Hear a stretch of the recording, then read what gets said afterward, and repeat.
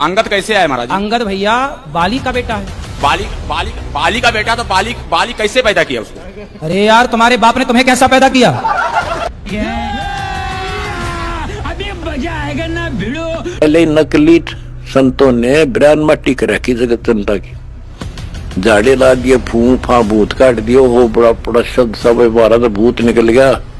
रामचरितमानस में ग्रंथों में क्या लिखा है ये मानो। सुनो, सुना क्या है? रामचरितमानस में मैं आपको दिखा दूंगा महाराज जी। बेटा, आप भी अयोध्या ये में जो पढ़े कथा हैं। आप कह रहे हो, ये कथा हमें पता है। कितने तेजस्वी लोग हैं हमारे पास, कितने शानदार विचार रखते हैं जी। पहला प्रश्न ये है कि जब प्रभु श्री रामचंद्र जी ने मैया सीता जी के साथ विवाह किया, लेकिन अयोध्या नगरी में जब आए तो उन्होंने 3 दिन भोजन क्यों नहीं किया था? पहला प्रश्न ये है प्रभु जी।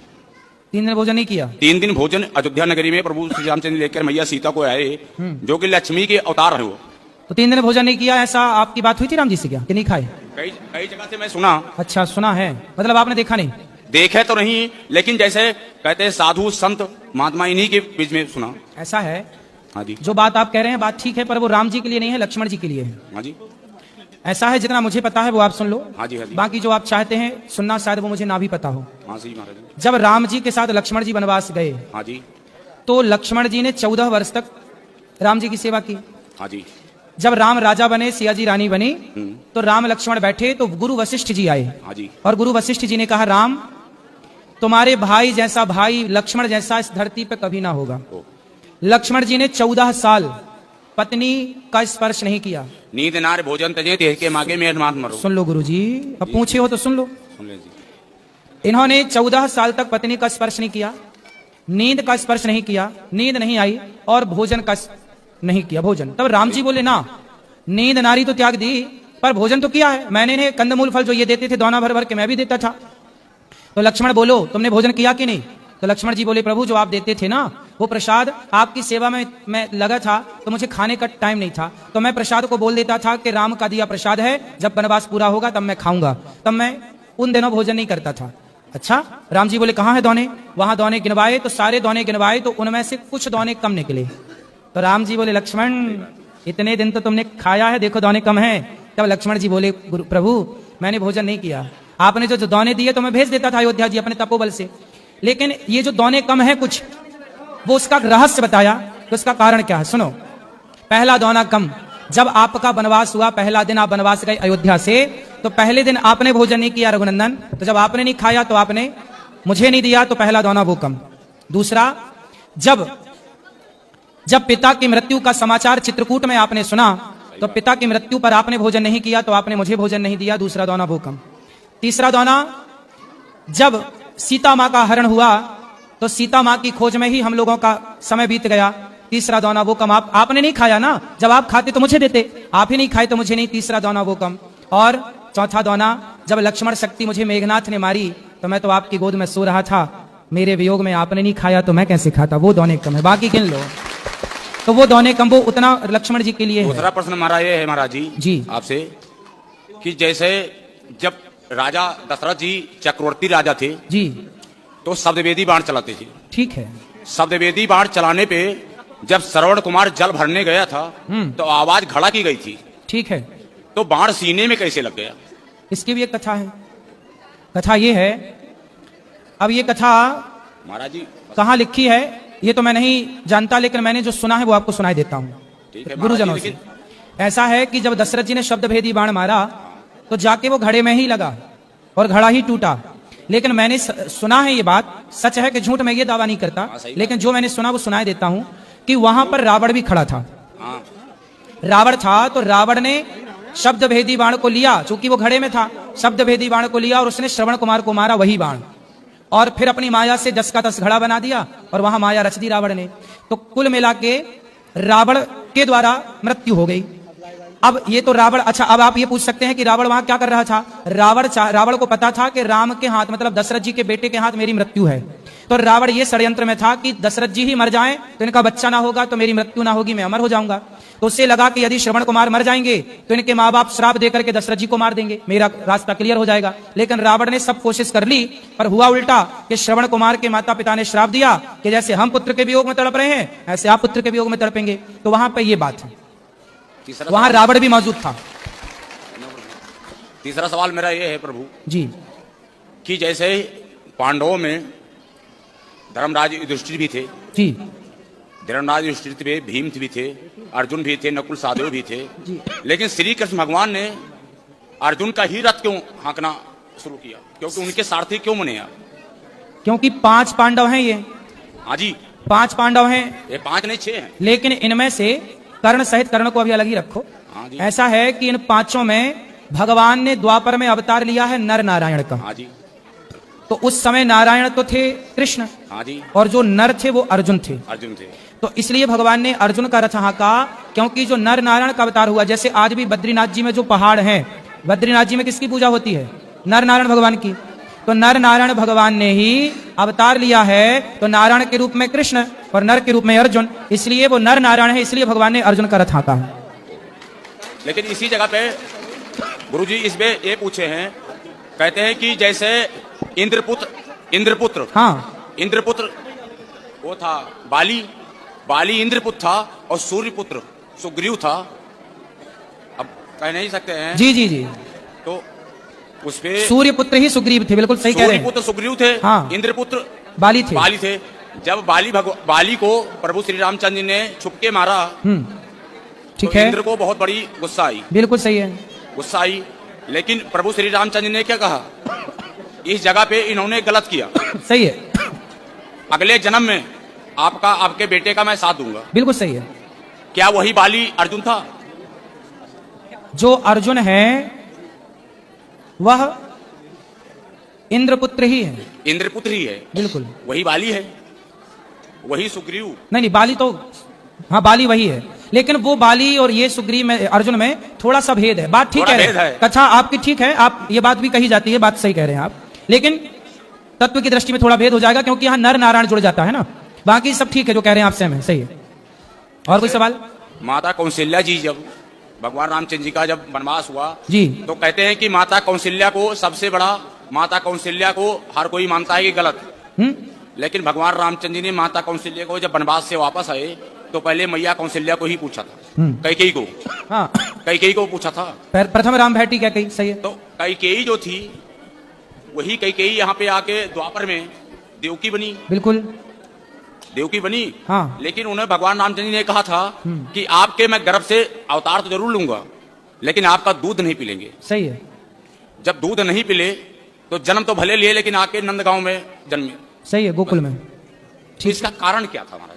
माता कैकेयी ने जब चित्रकूट में राम जी से पहली भेंट हुई, हाँ जी। तो कैकेयी ने राम जी से कहा, राम मुझे माफ कर दो, मेरे कारण आपको वनवास हुआ। ओह, राम जी ने कहा, माँ आप तो माँ हो, कोई गलती ही नहीं की, मैं तो मानता ही नहीं कि आपने कोई गलती की है।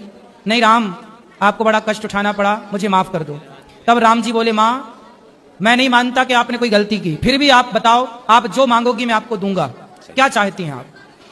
तब कैकेयी माँ ने कहा कि यदि अगली बार आप मेरा बेटा बन के आओ तब मैं समझूंगी कि आपने मुझे माफ कर दिया, यदि आप मेरा बेटा नहीं बनेंगे तो मैं मान लूंगी कि आपने मुझे माफ। तब भगवान राम ने कहा कि अच्छा मैं आपका बेटा तो बन जाऊंगा माँ, लेकिन मैं आपका दूध नहीं पीऊंगा, क्योंकि दूध पीने के पहले से मेरा फिक्स हो गया है, माता यशोदा का ही दूध पीऊंगा।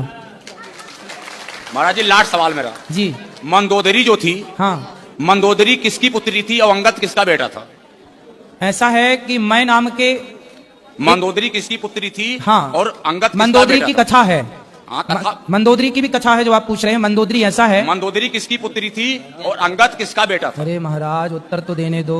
धन्यवाद प्रभु। मंदोदरी की जो कथा मुझे पता है, वो कथा इस तरह से है कि एक संतों की मंडली थी और संतों के बीच में भंडारा, उस संत का नाम क्या था? भोजन, संतों का है, संत का नाम क्या था वो नहीं, सप्तऋषि।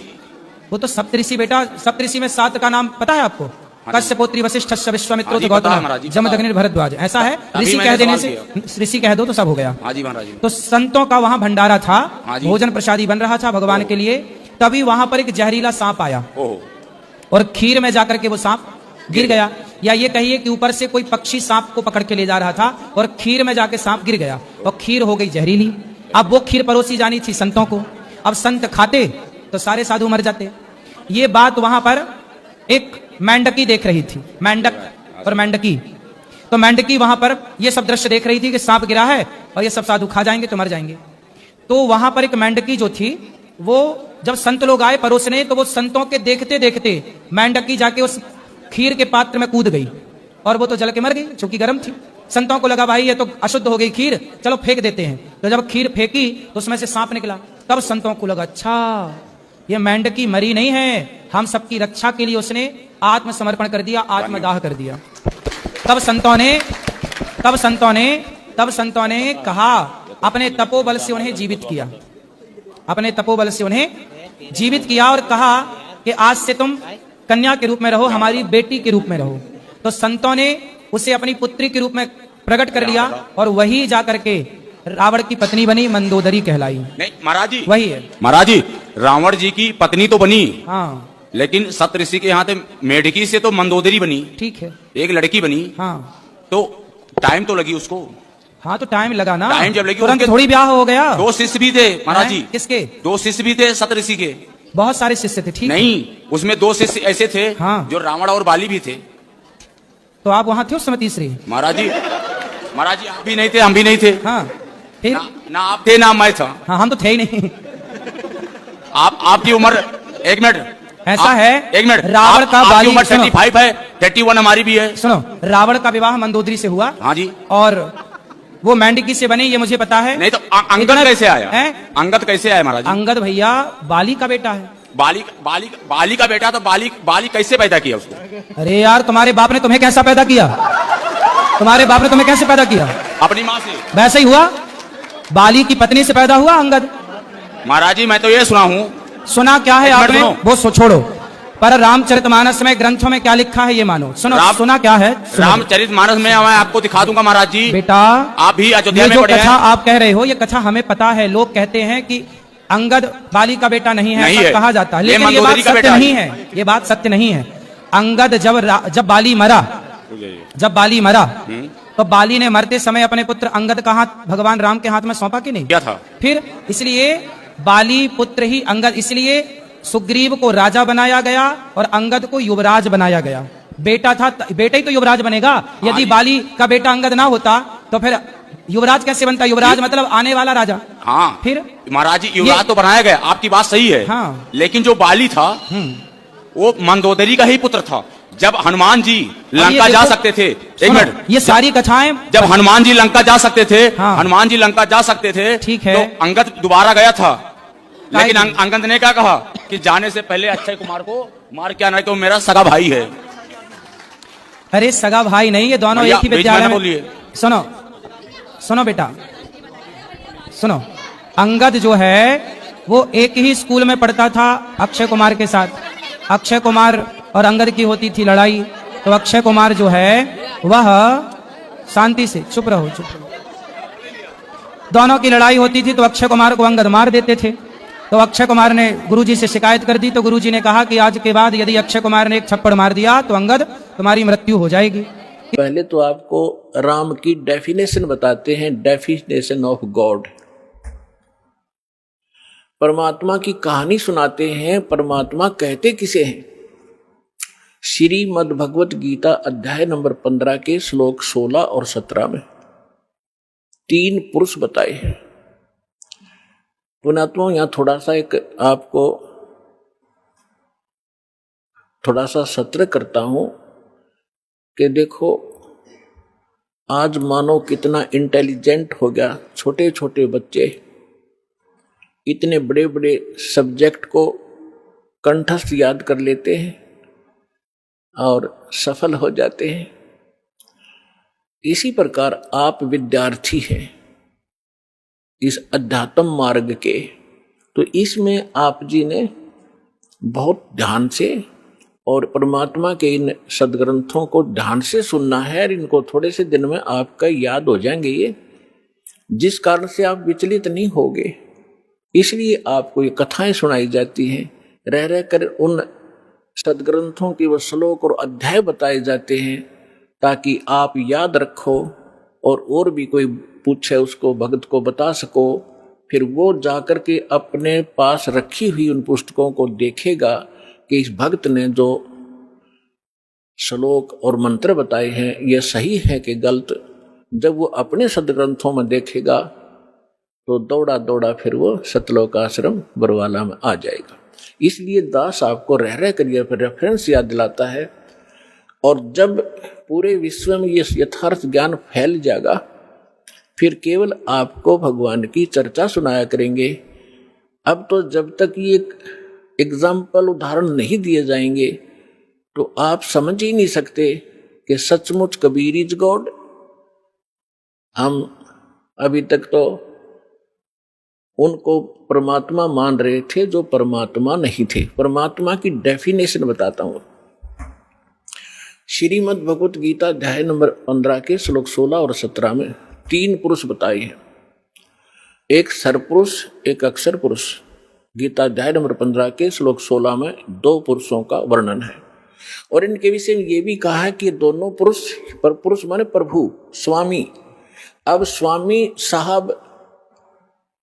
साहब जिसे कहते हैं, जैसे हम कहते हैं तहसीलदार साहब, भाई कमिश्नर, डीसी साहब, डीएम साहब, कमिश्नर साहब, मंत्री साहब, मुख्यमंत्री साहब, प्रधानमंत्री साहब, राष्ट्रपति साहब, ये सभी साहब हैं, सभी स्वामी हैं, ये मालिक हैं, लेकिन अपने अपने अक्षेत्र के। तो इनमें कंप्लीट जो साहब है वो कौन है? राष्ट्रपति, और सेकंड नंबर फिर प्रधानमंत्री। इसी प्रकार सरपुरुष ये ब्रह्म है, ज्योत स्वरूपी निरंजन ये काल है, ये केवल 21 ब्रह्मांड का स्वामी है, मालिक है, साहब है, राम है।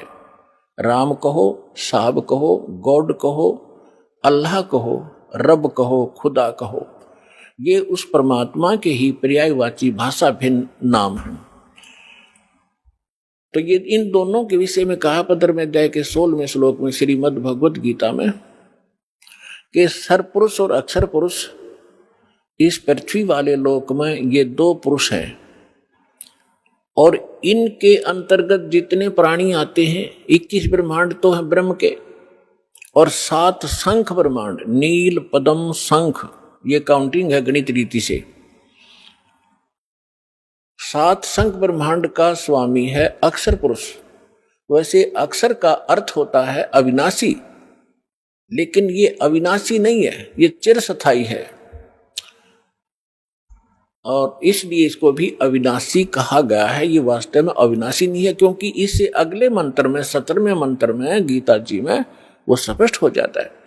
इसमें क्या बताया कि सरपुरुष और अक्षर पुरुष तथा इनके अंतर्गत जितने प्राणी शरीरधारी हैं ये सभी नाशवान हैं, इंक्लूडिंग सरपुरुष और अक्षर पुरुष। फिर बताया है लेकिन जीवात्मा किसी की नहीं मरती। फिर 17वें श्लोक में गीता अध्याय नंबर 15 के श्लोक 17 में कहा है कि उत्तम पुरुष है तू अन्य, उत्तम पुरुष है तू अन्य। उत्तम माने श्रेष्ठ, पुरुष माने परमात्मा। वो श्रेष्ठ परमात्मा तो इन ऊपर वालों से कोई भिन्न है। और परमात्मा एक उदाहरण है जिसको परमात्मा कहा जाता है, जिसको परमात्मा कहा जाता है उस परमात्मा, वैसे परमात्मा शब्द श्रेष्ठ आत्मा को कहते हैं। तो परमात्मा वो है जो केवल सुख देता है, दुख नहीं देता।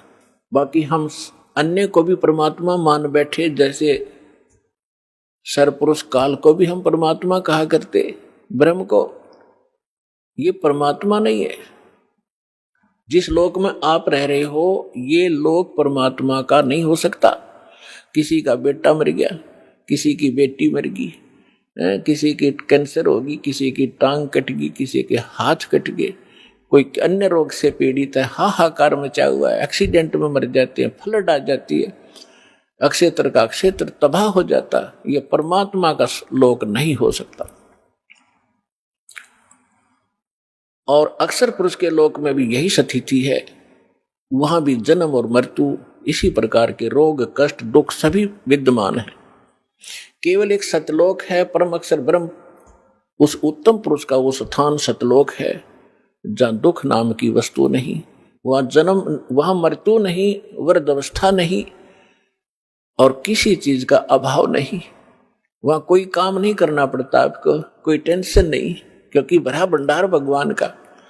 अब जैसे ये सतलोक आश्रम बरवाला, ये मिनी सतलोक समझ लेना, उसकी रिहर्सल है, उसका एक सैंपल समझो। ये जैसे आप जी यहाँ आते हो, यहाँ आपको कोई टेंशन नहीं, खाने की, रुकने की, नहाने और धोने की, और सारा दिन आप तो एक हफ्ता रुकते हो, 4 दिन रुकते हो, 10 दिन रुकते हो, बना बना भोजन मिलता है, बिछे बिछाए मैट मिलते हैं, ऊपर पंखे चल रहे होते हैं, नहाओ धो भगवान का भजन करो, चाहे 10 दिन रुको, आपको कोई टेंशन ही नहीं। और ये सतलोक के अंदर ये सुविधा उपलब्ध है। ये काल का लोक है, यहाँ भी हम इतनी सुविधा नहीं उपलब्ध करा सकते परमात्मा के बच्चों को, फिर भी हमारा जितना सामर्थ्य है कोशिश खूब करते हैं, क्योंकि सतलोक आश्रम बरवाला में आम आत्मा नहीं आ सकती, परमात्मा की विशेष लाडली आत्मा ही पहुंच पाती है।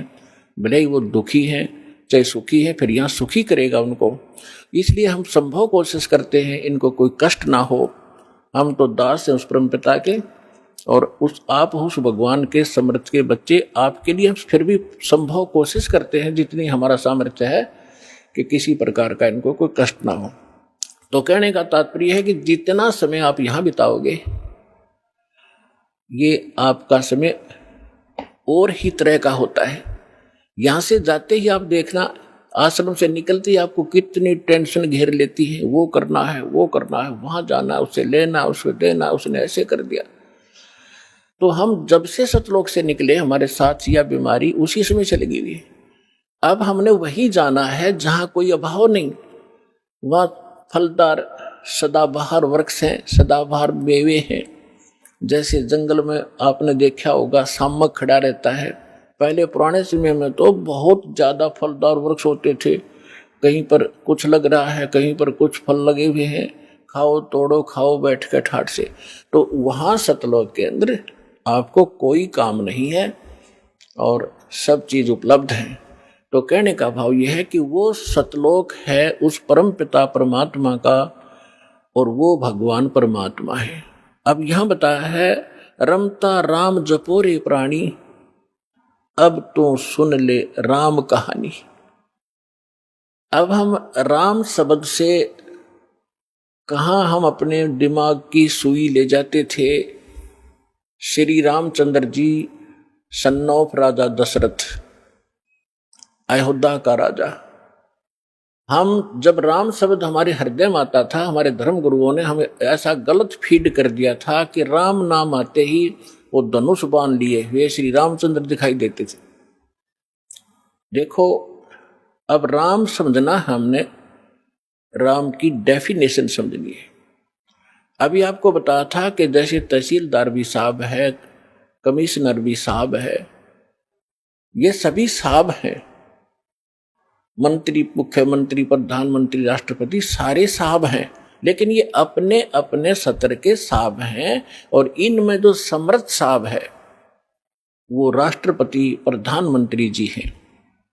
इसी प्रकार रामचंद्र जी ये श्री विष्णु समझो, सतोगुण विष्णु। और विष्णु जी की कितने राम हैं, कितने मालिक हैं, कितने पुरुष हैं, कितने प्रभु हैं, कितने देव हैं, ये केवल एक सतोगुण प्रधान परमात्मा, सतोगुण प्रधान भगवान राम है ये।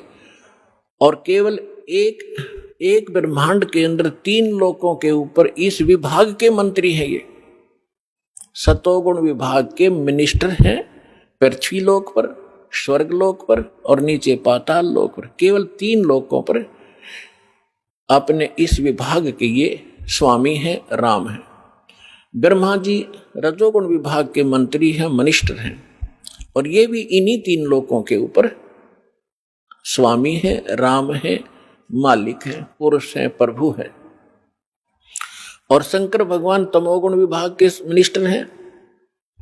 इसी प्रकार इन तीन लोकों पर इनके जो पिता हैं सरपुरुष ब्रह्म ज्योत स्वरूपी निरंजन, ये इसके 21 ब्रह्मांड हैं। एक ब्रह्मांड समझो एक प्रांत है, और ये प्रत्येक प्रांत में मुख्यमंत्री का, चीफ मिनिस्टर का रोल करता है। अपने तीनों पुत्रों को ये प्रधानमंत्री, ये मंत्री बनाकर रखता है। मुख्यमंत्री, मुख्य में यहाँ वाला मुख्यमंत्री नहीं, यानी अन्य से, जैसे देव और भी हैं, जैसे जल का देवता वरुण है और धन का देवता कुबेर है, ऐसे ये अलग अलग जो और देवता हैं, जैसे सूर्य प्रकाश स्रोत का देवता भगवान प्रभु सूर्य है। सूर्य ये आग का गोला नहीं है, एक देव है जो इन प्रकाश स्रोतों का स्वामी है। जैसे बिजली मंत्री होता है, बिजली मंत्री, विद्युत मंत्री वो कोई पत्थर का नहीं होता, या कोई वो बिजली चमकती हुई नहीं होता, वो एक इंसान होता है, उसके कंट्रोल में बिजली विभाग होता है। इसी प्रकार सूर्य देव ये नहीं है जो सूर्य चमक रहा है, इनके ऊपर कंट्रोलर है सभी सूर्यों पर। इस ब्रह्मांड के अंदर भी कई सूर्य हैं, एक नहीं, और ऐसे ऐसे बहुत से और भी प्रकाश स्रोत हैं चंद्रमा की तरह, तो उन सब का कंट्रोलर वो है। ऐसे तो कहने का भाव ये है कि ये केवल 21 ब्रह्मांड का स्वामी है सरपुरुष, और अक्षर पुरुष 21 ब्रह्मांड, 7 संग ब्रह्मांड का राम है, 7 संग ब्रह्मांड का स्वामी है, मालिक है। और परम अक्षर ब्रह्म, पूर्ण परमात्मा, उत्तम पुरुष है तू अन्य, वो कबीर देव जो है परम अक्षर ब्रह्म, वो असंख्य ब्रह्मांड का राम है, मालिक है, स्वामी है। तो अब क्या बताते हैं, रमता राम जपो रे प्राणी, अब तो सुन ले राम कहानी। कच्छ मच्छ कूरम ना होते, धौल धरनी नहीं ध्यानी। चंद सूरज दो दीपक ना थे पवन और पानी। भाई कच्छ मच्छ ये कूरम ना होते, धौल धरनी नहीं ध्यानी। चंद सूरज दो दीपक ना थे पवन और पानी। ब्रह्मा विष्णु महेश नहीं होते, नहीं लक्ष्मी नहीं गौरज रानी। सावत्री नहीं सनकादिक तब होते अलख बिनानी। अगर आप ये वीडियो YouTube पर देख रहे हैं तो हमारे चैनल को सब्सक्राइब करें और बेल आइकन को दबाना ना भूलें। अगर आप Facebook पर ये वीडियो देख रहे हैं तो हमारे पेज को लाइक करें।